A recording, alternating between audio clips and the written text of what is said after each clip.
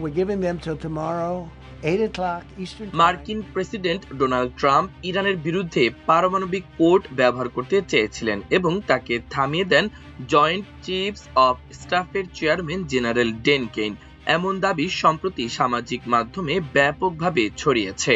বিষয়টি নিয়ে মার্কিন রাজনৈতিক মহলে ব্যাপক তোলপাড় সৃষ্টি হয়েছে। সাবেক সিআইএ বিশ্লেষক ল্যারি জনসন সম্প্রতি একটি পডকাস্টে অভিযোগ করেন, হোয়াইট হাউসের এক জরুরি বৈঠকে ট্রাম্প পারমাণবিক কোড ব্যবহারের উদ্যোগ নেন, কিন্তু জেনারেল কেইন তাকে বাধা দেন। জনসন ঘটনাটিকে বড় ধরনের উত্তেজনাপূর্ণ সংঘর্ষ হিসেবে বর্ণনা করেন।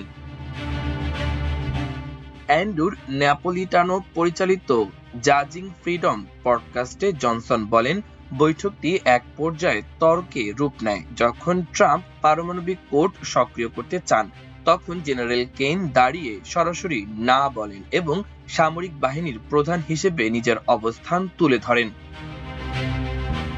তবে এই দাবি যুক্তরাষ্ট্রের কমান্ড চেইনের বাস্তবতার সঙ্গে পুরোপুরি মেলে না। নিয়ম অনুযায়ী প্রেসিডেন্টের নির্দেশকে সরাসরি কেউ অগ্রাহ্য করতে পারে না, বিশেষ করে পারমাণবিক অস্ত্র ব্যবহারের মতো সিদ্ধান্তে।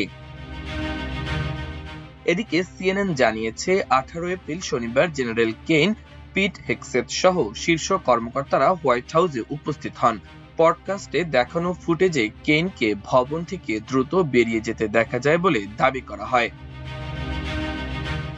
অন্যদিকে ওয়াশিংটন পোস্ট জানিয়েছে, ট্রাম্প ও জেনারেল কেইনের মধ্যে ইরান নিয়ে মতবিরোধ ছিল। যদিও ফেব্রুয়ারিতে ট্রাম্প দাবি করেছিলেন যে কেইন মনে করেন ইরানের বিরুদ্ধে সামরিক অভিযান সহজেই জেতা সম্ভব। প্রতিবেদনে বলা হয়, বাস্তবে কেইনের পরামর্শ ছিল ভিন্ন। আরও একটি প্রতিবেদনে ওয়াল স্ট্রিট জার্নাল জানায়, ইরানে আটকে পড়া মার্কিন বিমান সেনাদের উদ্ধারের সাম্প্রতিক অভিযানের সময় ট্রাম্পকে ইচ্ছাকৃতভাবে সিচুয়েশন রুম থেকে দূরে রাখা হয়েছিল। সূত্রের বরাতে বলা হয়, সে সময় তিনি অত্যন্ত উত্তেজিত ছিলেন এবং ঘন্টার পর ঘন্টা সহকারীদের ওপর চিৎকার করছিলেন। সামরিক কর্মকর্তারা মনে করেছিলেন তার অধৈর্য আচরণ সিদ্ধান্ত গ্রহণে বাধা সৃষ্টি করতে পারে। যদিও ট্রাম্পের পারমাণবিক হামলার কোনো সুস্পষ্ট প্রমাণ পাওয়া যায়নি, তার সাম্প্রতিক যুদ্ধেংদেহী বক্তব্য এবং সামরিক নেতৃত্বের অবস্থানের মধ্যে পার্থক্য এই ভাইরাল দাবিকে আরো উস্কে দিয়েছে।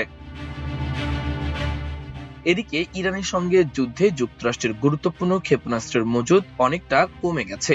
বিশেষজ্ঞরা এবং পেন্টাগনের অভ্যন্তরীণ মূল্যায়নের সঙ্গে পরিচিত 3 জন সূত্র বলছে, আগামী কয়েক বছরের মধ্যে নতুন কোনো সংঘাত দেখা দিলে গোলাবারুদের ঘাটতির তাৎক্ষণিক ঝুঁকি তৈরি হয়েছে। মার্কিন সংবাদ মাধ্যম সিএনএন বলছে, ইরানের সঙ্গে যুদ্ধে যুক্তরাষ্ট্রের সামরিক বাহিনী তাদের গুরুত্বপূর্ণ ক্ষেপণাস্ত্র ভান্ডারের বড় অংশ ব্যবহার করে ফেলেছে। বিশেষজ্ঞ ও প্রতিরক্ষা দপ্তরের সাম্প্রতিক অভ্যন্তরীণ মূল্যায়নের সঙ্গে সংশ্লিষ্ট 3 জনের তথ্য অনুযায়ী এর ফলে আগামী কয়েক বছরের মধ্যে নতুন কোনো যুদ্ধ শুরু হলে গোলাবারুদ সংকটে পড়ার তাৎক্ষণিক ঝুঁকি তৈরি হয়েছে। গত 7 সপ্তাহের যুদ্ধে যুক্তরাষ্ট্র অন্তত 45% প্রিসিশন স্ট্রাইক মিসাইল ব্যবহার করেছে। এছাড়া ব্যালিস্টিক ক্ষেপণাস্ত্র প্রতিহত করতে ব্যবহৃত terminal high altitude area defence THAAD মিসাইলের অন্তত অর্ধেক এবং প্যাট্রিয়ট আকাশ প্রতিরক্ষা ব্যবস্থার প্রায় 50% ইন্টারসেপ্টর ক্ষেপণাস্ত্র খরচ হয়েছে। ওয়াশিংটন ভিত্তিক গবেষণা সংস্থা centre for strategic and international studies CSIS এর এক বিশ্লেষণে এসব তথ্য উঠে এসেছে। এসব তথ্য পেন্টাগনের গোপন তথ্যের সঙ্গেও সামঞ্জস্যপূর্ণ বলে সংশ্লিষ্ট সূত্রগুলো জানিয়েছে।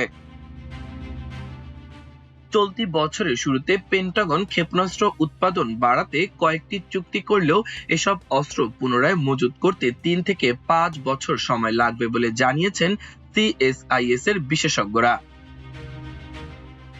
সিএনএন বলছে, স্বল্পমেয়াদে যুদ্ধবিরতি ভেঙে গেলে ইরানের বিরুদ্ধে অভিযান চালানোর মতো পর্যাপ্ত অস্ত্র যুক্তরাষ্ট্রের হাতে থাকতে পারে। তবে চীনের মতো সমমানের শক্তির বিরুদ্ধে লড়াই করার মতো পর্যাপ্ত গোলাবারুদ এখন আর নেই। যুদ্ধের আগে যে পর্যায়ে অস্ত্র ভান্ডার ছিল, সেখানে ফিরতে কয়েক বছর সময় লাগবে বলেও প্রতিবেদনে উল্লেখ করা হয়েছে।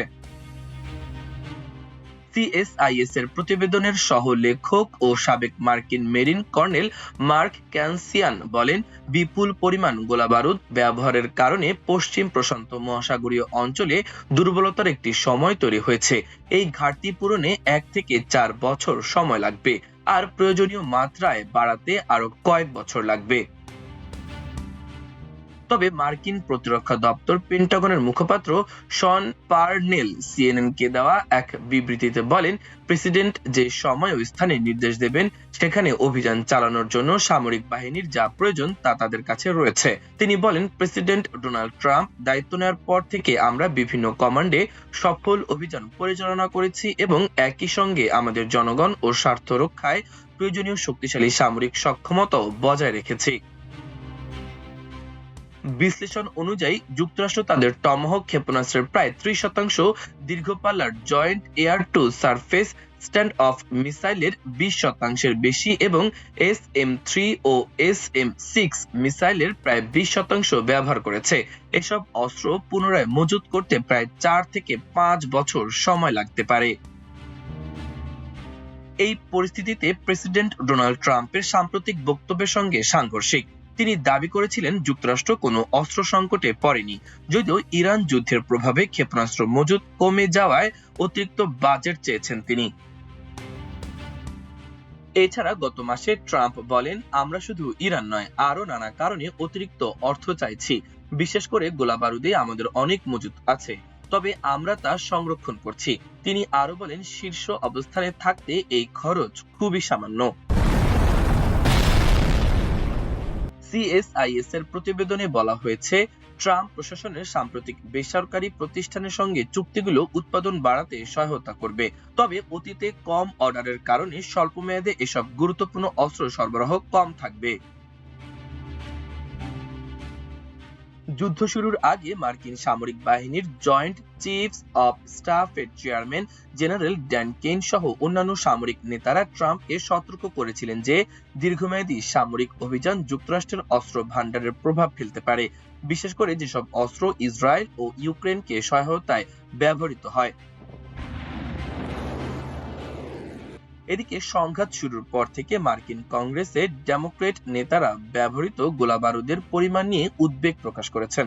তাদের মতে এটি মধ্যপ্রাচ্য সহ অন্যান্য অঞ্চলে যুক্তরাষ্ট্রের প্রতিরক্ষা সক্ষমতায় প্রভাব ফেলতে পারে। অ্যারিজোনার ডেমোক্রেট সিনেটর মার্ক কেলি গত মাসে বলেন, ইরানের বিপুল সংখ্যক শাহেদ ড্রোন, মাঝারি ও স্বল্প পাল্লার ব্যালিস্টিক ক্ষেপণাস্ত্র সবই রয়েছে। তাদের বিশাল মজুদ আছে, ফলে একসময় এটি হিসাবের বিষয় হয়ে দাঁড়াবে যে আমরা কিভাবে আবার আকাশ প্রতিরক্ষা গোলাবারুদ যোগান দেব, এগুলো আসবে কোথা থেকে। অন্যদিকে আল জাজিরার প্রতিবেদনে বলা হয়েছে, ইরানের সঙ্গে যুদ্ধে যুক্তরাষ্ট্রের ক্ষেপণাস্ত্র ভান্ডার মারাত্মকভাবে কমে গেছে। ওয়াশিংটন ভিত্তিক সংবাদ মাধ্যম দ্য হিল জানিয়েছে, যুক্তরাষ্ট্র প্রায় অর্ধেক প্যাট্রিয়ট আকাশ প্রতিরক্ষা ক্ষেপণাস্ত্র ব্যবহার করে ফেলেছে এবং আরো 6 ধরনের গুরুত্বপূর্ণ ক্ষেপণাস্ত্র ব্যাপকভাবে খরচ হয়েছে। সিএসআইএস এর বিশ্লেষণে বলা হয়েছে, অপারেশন এপিক ফিউরি নামের এই বিমান ও ক্ষেপণাস্ত্র অভিযান যুক্তরাষ্ট্রের অস্ত্র ভান্ডারের বড় ধরনের ঘাটতি তৈরি করেছে। মঙ্গলবার প্রকাশিত ওই প্রতিবেদনে ক্ষয়ক্ষতির বিস্তারিত তুলে ধরে বলা হয়েছে যে প্যাট্রিয়ট ক্ষেপণাস্ত্রের মোট মজুদের প্রায় 50% ব্যবহৃত হয়ে গেছে। অন্যদিকে থার্ড ইন্টারসেপ্টর অর্ধেকের বেশি খরচ হয়েছে এবং প্রিসিশন স্ট্রাইক মিসাইল 45% বেশি ব্যবহার করা হয়েছে। এদিকে এরই মধ্যে নানা পক্ষের মাধ্যমে ইরানকে দ্বিতীয় দফার আলোচনায় বসাতে চেষ্টা করলেও ব্যর্থ হয়ে এককভাবে যুদ্ধবিরতি বাড়ানোর ঘোষণা দিয়েছেন মার্কিন প্রেসিডেন্ট ডোনাল্ড ট্রাম্প। তিনি জানিয়েছেন, তেহরানকে যুদ্ধ শেষ করার প্রস্তাব পর্যালোচনা করার জন্য আরও সময় দিতে মার্কিন সামরিক বাহিনী তাদের পরিকল্পিত হামলা স্থগিত রাখবে।